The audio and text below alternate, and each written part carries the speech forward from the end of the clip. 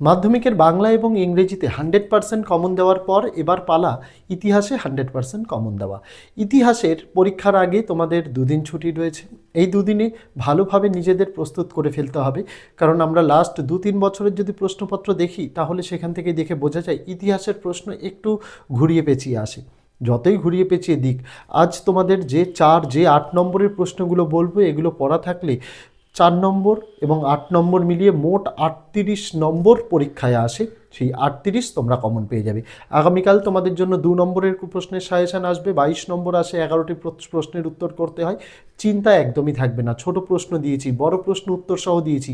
আজকে একদম শেষ মুহূর্তে দাঁড়িয়ে তোমাদের যে 8গুলো পড়লেই একদম চোখ বন্ধ করে তুমি বাংলা ইংরেজির মতো ইতিহাসেও 100% কমন পেতে পারো, সেই সাজেশানটা তোমাদের জন্য নিয়ে আসলাম। ভিডিওটি স্কিপ করা চলবে না, অত্যন্ত গুরুত্বপূর্ণ ভিডিওটি, কারণ ভিডিওর মধ্যে প্রশ্ন কীরকমভাবে আসলে কী উত্তর লিখতে হবে সেটাও বলে দেওয়া থাকবে। ফেসবুক থেকে দেখে থাকলে আমাদের পেজটিকে ফলো করতে হবে, ইউটিউব থেকে দেখে থাকলে আমাদের চ্যানেলটিকে সাবস্ক্রাইব করে দিয়ে পাশে থাকা বেল আইকনটিকে ক্লিক করে দেওয়ার অনুরোধ রইল, যাতে আগামী দিনে কোনো রকমের ভিডিও এবং আপডেটস তোমাদের আর মিস না হয়। দেরি করব না, তবে তার আগে বলে দিই, এই ভিডিওতে দেখানো সমস্ত প্রশ্ন এবং উত্তর অনেক আগেই আমরা চ্যানেলে উত্তর সহ দিয়েছি। এই ভিডিওর ডেসক্রিপশানে সেই ভিডিওর এবং প্লেলিস্টের লিঙ্কটা দিয়ে রাখলাম, প্রয়োজন অনুযায়ী দেখে নিতে পারো। তো চলো শুরু করা যাক আজকে আমাদের ভিডিওটি।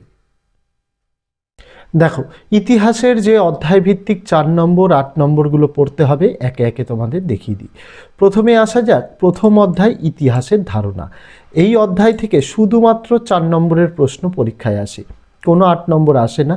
2 নম্বর আর 4 নম্বর ইম্পর্টেন্ট, তাই যে 4 নম্বরগুলো পড়তে হবে দেখো। প্রথম প্রশ্ন, 70 বৎসর বিপিনচন্দ্র পালের জীবনের ঝড়পাতা, সরলা দেবী চৌধুরী রানীর জীবনস্মৃতি, রবীন্দ্রনাথ ঠাকুরের থেকে সমকালীন বাংলার কোন কোন কথা জানা যায়? যদি প্রশ্ন আসে যে কোনো একটি আসবে।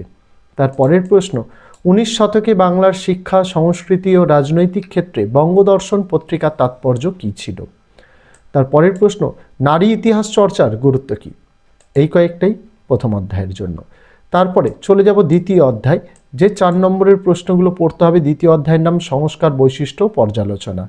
প্রথম প্রশ্ন, হুতম প্যাঁচার নকশা বা হিন্দু প্যাট্রিয়ট পত্রিকা বা নীল দর্পণ নাটক থেকে সমকালীন বাংলার কোন চিত্র পরিস্ফুট হয়েছে?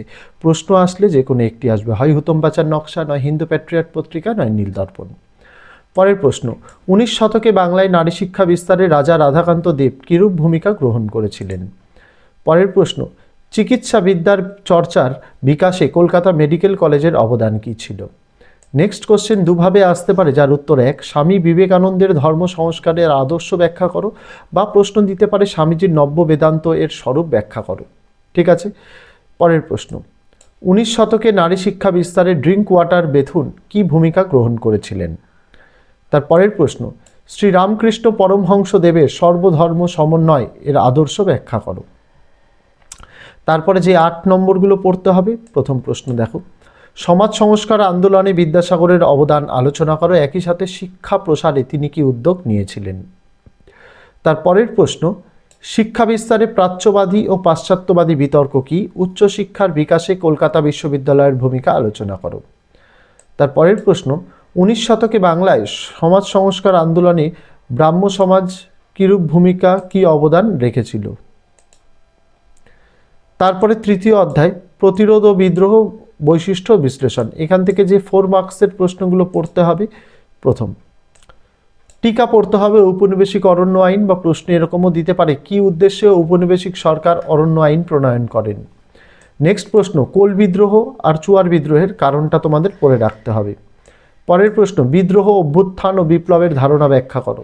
তার পরের প্রশ্ন, বারাসাত বিদ্রোহের প্রকৃতি বিশ্লেষণ করো। তার পরের প্রশ্ন, নীল বিদ্রোহের সংবাদপত্রের ভূমিকা বিশ্লেষণ করো।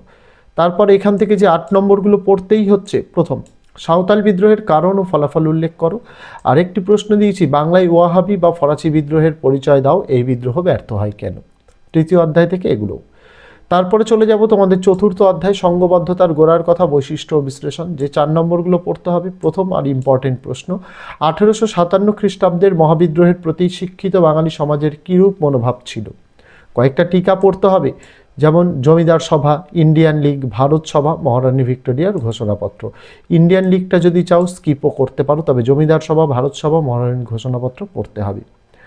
পরের প্রশ্ন, বর্তমান ভারত গ্রন্থে স্বামী বিবেকানন্দের জাতীয়তাবাদী মনোভাব বা নবভারত গঠনের স্বপ্ন কিভাবে ফুটে উঠেছে তা ব্যক্ত করো। পরের প্রশ্ন দুভাবে আসতে পারে, যার উত্তর এক। হিন্দু মেলার প্রতিষ্ঠার উদ্দেশ্য ও তাৎপর্য ব্যাখ্যা করো, বা দিতে পারে জাতীয়তাবাদ প্রসারে হিন্দু মেলার ভূমিকা বিশ্লেষণ করো। পরের প্রশ্ন গোরা উপন্যাসটিতে রবীন্দ্রনাথের যে জাতীয়তাবাদী ভাবধারার পরিচয় পাওয়া যায় তা বিশ্লেষণ করো। তারপরের প্রশ্ন 19 শতকের জাতীয়তাবাদের বিকাশে ভারত মাতা চিত্রটির অবদান কী ছিল। এখান থেকে যে মার্কস 8 নম্বরের প্রশ্ন পড়তে হবে, দুভাবে আসে। প্রথম, মহাবিদ্রোহের অর্থাৎ 1857 খ্রিস্টাব্দের বিদ্রোহের প্রকৃতি ও চরিত্র কী ছিল তা সংক্ষেপে আলোচনা করো, বা প্রশ্ন দিতে পারে 1857 খ্রিস্টাব্দের বিদ্রোহ কি একটি সামন্ততান্ত্রিক বিদ্রোহ ছিল।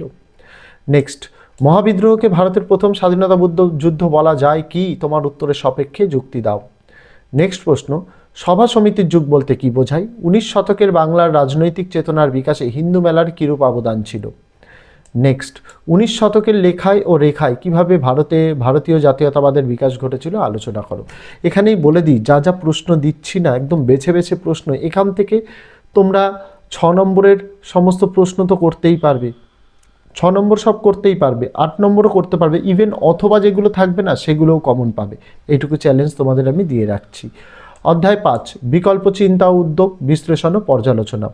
প্রথম প্রশ্ন ছাপা বইয়ের সঙ্গে শিক্ষা বিস্তারের সম্পর্ক বিশ্লেষণ করো। নেক্সট প্রশ্ন বাংলায় ছাপাখানা শিল্পে অগাস্টাস সিকি, এখানে একটা অবলিক হবে, অগাস্টাস সিকিটা পড়তে হবে না, ছেড়ে দাও। বাংলার ছাপাখানা শিল্পে গঙ্গাকিশোর ভট্টাচার্য আর চার্লস উইলকিন্সের অবদান পড়ে রাখতে হবে। তারপর বাংলার ছাপাখানার বিকাশে উপেন্দ্রকিশোর রায়চৌধুরীর ভূমিকা মূল্যায়ন করো, বা ইউ রায় অ্যান্ড সন্স টিকা আসতে পারে। তারপর 19 শতকে বাংলায় বিজ্ঞান সাধনায় বসু বিজ্ঞান মন্দিরের অবদান আলোচনা করো। যে 8 নম্বরগুলো পড়তে হবে। প্রথম প্রশ্ন বাংলায় কারিগরি শিক্ষার বিকাশ সম্পর্কে সংক্ষেপে আলোচনা করো। তারপরের প্রশ্ন 19 শতকে বাংলায় বিজ্ঞান শিক্ষার বিকাশ সম্পর্কে কি জানো। তারপরের প্রশ্ন মানুষ প্রকৃতি ও শিক্ষার সমন্বয় বিষয়ে রবীন্দ্রনাথের চিন্তার সংক্ষিপ্ত পরিচয় দাও। চ্যাপ্টার ওয়াইজ দেওয়ার একটাই কারণ, যাতে উত্তরগুলো তোমাদের খুঁজতে সুবিধা হয়। একেবারে দিয়ে দিলে তো তোমরা অনেকে এরকম আছো যারা বুঝতেই পারবে না কোন অধ্যায়ের প্রশ্ন এটা, তার জন্য চ্যাপ্টার ওয়াইজ দিয়ে দেওয়া। তারপরে 6 নম্বর যে অধ্যায়টি রয়েছে 20 শতকে ভারতে কৃষক শ্রমিক ও বামপন্থী আন্দোলন বৈশিষ্ট্য ও পর্যালোচনা। যে 4 নম্বরগুলো পড়তে হবে, দেখো প্রথম প্রশ্ন বারদৌলি সত্যাগ্রহ সম্পর্কে জাতীয় কংগ্রেসের দৃষ্টিভঙ্গি আলোচনা করো। নেক্সট টিকা লেখো সারা ভারত কিষাণ সভা 1936 সাল, এটা পড়তে হবে। টিকা পড়তে হবে WPP অর্থাৎ ওয়ার্কার্স অ্যান্ড পেজেন্টস পার্টি। টিকা পড়তে হবে মিরাট ষড়যন্ত্র মামলা, খুব ইম্পর্টেন্ট। টিকা পড়তে হবে MN রায় অর্থাৎ মানবেন্দ্রনাথ রায়। তারপর ভারত ছাড়ো আন্দোলনে শ্রমিক শ্রেণীর অবদান কী ছিল। তারপর বঙ্গভঙ্গ বিরোধী আন্দোলন পর্বে ভারতের শ্রমিক আন্দোলনের উল্লেখ করো। এখান থেকে যে 8 নম্বরগুলো পড়তে হবে। প্রথম প্রশ্ন বিংশ শতকে ভারতের উপনিবেশ বিরোধী আন্দোলনে বামপন্থীদের ভূমিকা কী ছিল। তারপর বারদৌলি আন্দোলনের একটি সংক্ষিপ্ত বিবরণ দাও। একই সাথে তুমি কি মনে করো যে এই আন্দোলন ভূমিহীন কৃষক শ্রেণী এবং কৃষি শ্রমিকদের স্বার্থ রক্ষায় সফল হয়েছিল। তারপরে অধ্যায় 7-এ চলে যাব 20 শতকে ভারতে নারী ছাত্র প্রান্তিক জনগোষ্ঠীর আন্দোলন বৈশিষ্ট্য পর্যালোচনা। যে 4 নম্বরগুলো পড়তে হবে। প্রথম সশস্ত্র বিপ্লবী আন্দোলনে বেঙ্গল ভলেন্টিয়ার্স বা BV দল এর ভূমিকা আলোচনা করো। তারপরের প্রশ্ন বঙ্গভঙ্গ বিরোধী আন্দোলনে ছাত্র সমাজের ভূমিকা বিশ্লেষণ করো। তারপর বাংলার নমশূদ্র আন্দোলন সম্পর্কে সংক্ষেপে আলোচনা করো। প্রশ্নটা বড় কোশ্চেনেও রয়েছে, তাই ডিলিট করে দিলাম এখান থেকে। তারপর সশস্ত্র বিপ্লবী আন্দোলনে নারীদের অংশগ্রহণের চরিত্র আলোচনা করো। তারপরের প্রশ্ন দলিত অধিকার বিষয়ে গান্ধী আম্বেদকর বিতর্ক আলোচনা করো। তারপরে নেক্সট প্রশ্ন 8 নম্বরের সশস্ত্র বিপ্লবী আন্দোলনে নারীদের ভূমিকা বিশ্লেষণ করো। তারপরের প্রশ্ন বঙ্গভঙ্গ বিরোধী আন্দোলনে নারী সমাজে কিভাবে অংশগ্রহণ নিয়েছিল এবং তাদের আন্দোলনের সীমাবদ্ধতা কী। আর যে প্রশ্নটা 4 নম্বর থেকে ডিলিট করলাম, এই প্রশ্নটা 4-এ দেয় না, 8 নম্বরেই দেয়, তার জন্য বাংলায় নমশূদ্র আন্দোলনের সংক্ষিপ্ত বিবরণ দাও। তারপরে অধ্যায় 8 উত্তর ঔপনিবেশিক ভারত 20 শতকের দ্বিতীয় পর্ব। এই অধ্যায় থেকেও কোনো 8 আসে না, শুধুমাত্র 4 আসে। দেখো কি কি পড়বে। প্রথম 1947-এর পর দেশীয় রাজ্যগুলির অবস্থা কী ছিল। টিকা পড়তে হবে দেশ বিভাগজনিত উদ্বাস্তু সমস্যা। তারপর 3-এর উদ্বাস্তু সমস্যা সমাধানে ভারত সরকার কী কী উদ্যোগ গ্রহণ করে। তারপরের প্রশ্ন কাশ্মীর রাজ্যের সমস্যা অন্তর্ভুক্তি সম্পর্কে আলোচনা করো। আর লাস্ট জুনাগড় ও হায়দ্রাবাদ রাজ্যটি কিভাবে ভারতভুক্ত হয়। তো এই ছিল ছাত্রছাত্রীরা ইতিহাসের 4 এবং 8 নম্বরের সাজেশন, যেগুলো পড়লে নিশ্চিতভাবে তোমরা 100% কমন পাবে। শুধু কমনই নয়, অথবার প্রশ্নগুলোও কমন পাবে। এই প্রশ্নগুলো পড়া থাকলে কনফিউজ হয়ে যাবে যে কোনটা ছেড়ে কোনটা লিখবে, এইটুকু চ্যালেঞ্জ করে বলতে পারি। আগামী দিন তোমাদের জন্য দুয়ের সাজেশানগুলোও চলে আসবে। আর ইতিমধ্যেই তো তোমাদের জন্য MCQ SAQ বলো, বড় প্রশ্ন বলো, সমস্ত কিছু উত্তর সহ দিয়েছি। সেই ভিডিও দেখে না থাকলে এই ভিডিও ডেসক্রিপশানে লিঙ্ক দিয়ে রাখলাম, দেখে নিও। তো আজকে ভিডিওতে এটুকুই ছিল ছাত্রছাত্রীরা। দেখা হচ্ছে তোমাদের সঙ্গে আগামী দিন অন্য কোনো বিষয়ে, অন্য কোনো ভিডিও নিয়ে। ততদিন সকলে ভালো থেকো, সুস্থ থেকো।